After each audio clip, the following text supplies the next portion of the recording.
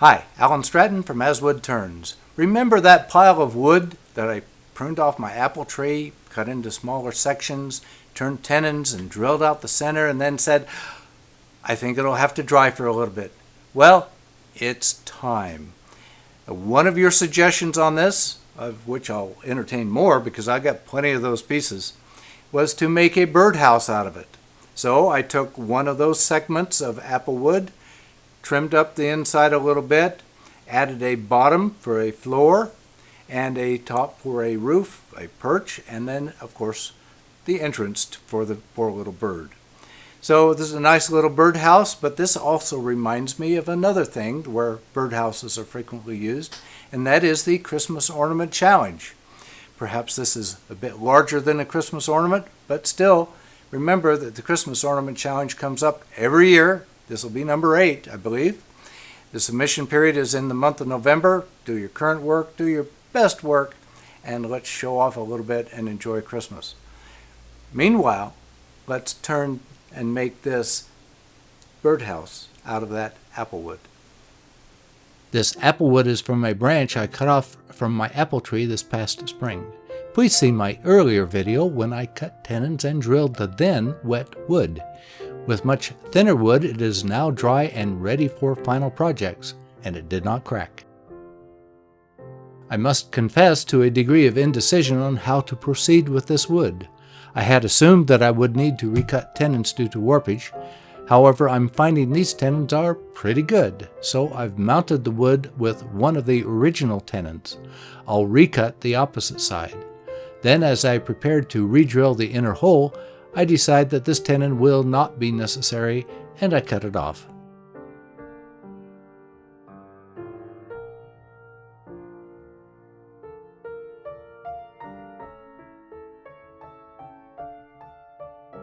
Now I can re-drill the inner hole with a slightly larger Forstner bit.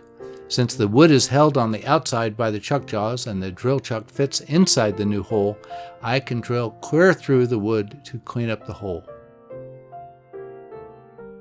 Instead of a tenon, I decided to clean up the mortise just a little bit and then cut a groove inside the hole for an expansion mount. My skew has a great profile for the shape I need for the shallow dovetail. Now I can reverse the wood to clean up the opposite side.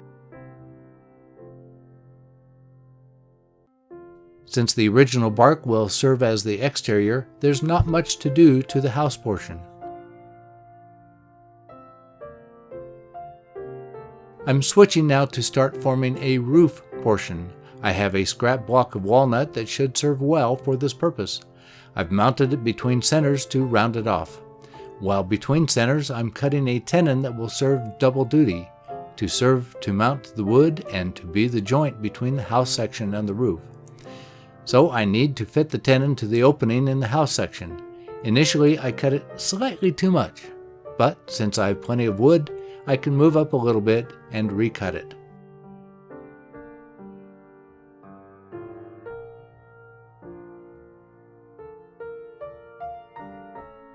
But now I'm switching back to the house section to make sure the house and the roof interface well. The irregular shape of the house extends beyond the roof, so I decide to round off a little of the natural edge. A threaded faceplate on the live center provides security.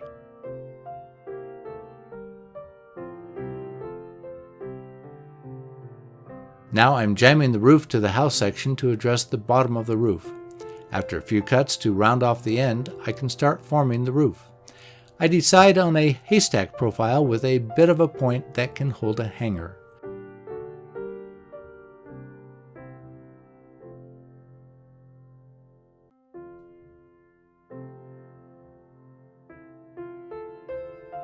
But this whole block is heavy relative to the house section. I need to hollow it. So instead of completely forming the roof, I'll cut a mounting tenon on the top side, then sand the lower half.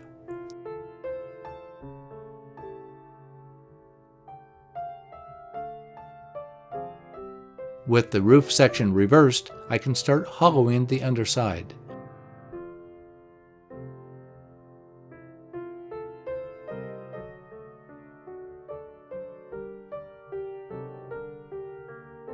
Perhaps this can serve the birds as an upper story to their house. Then drill out the center to a good depth. Then finish with a box scraper, then a round nose scraper. The roof section should be much lighter now.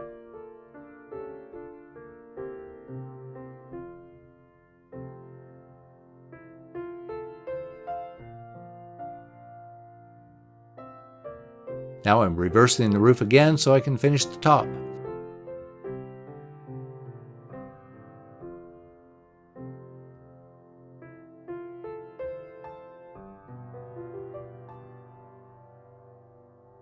This wood has some checks that force a design change. I had thought to have a ball at the top, but a big chip prompts the design change.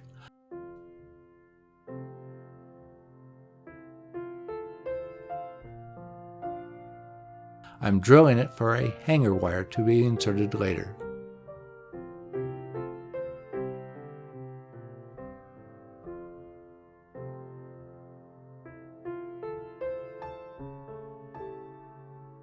Even a birdhouse needs a floor. I'm mounting a piece of scrap walnut with double stick tape to a wood faceplate.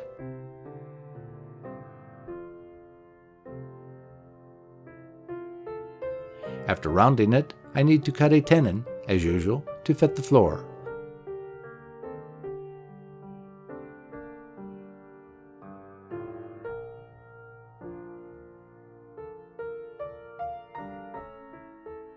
This is the usual cut, test, repetitive routine. Now to reverse the floor to address the bottom. I want it somewhat concave.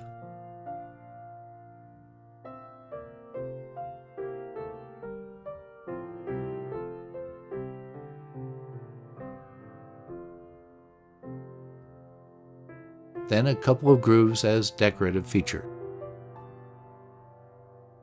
Finally, it is time for a quick trip to the drill press to drill the doorway and a perch hole. A beanbag provides support against rolling. Before I forget, I need to turn a 1/4 inch perch.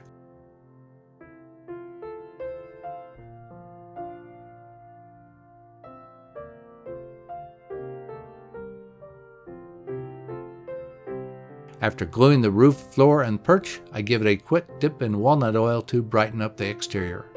I don't know how the bird will decorate the interior. My applewood birdhouse is complete. It is the right size for hummingbirds that frequent a bush in our front yard, or I may just keep it inside. A birdhouse was a frequent suggestion when I asked what to do with all the applewood I cored earlier this year. Please give this video a thumbs up, subscribe on my website, tell your friends, and send me your comments and questions. Every week, I make a new woodturning video. Please wear your full face shield anytime the lathe is running. Until next week's video, this is Alan Stratton from As Wood Turns.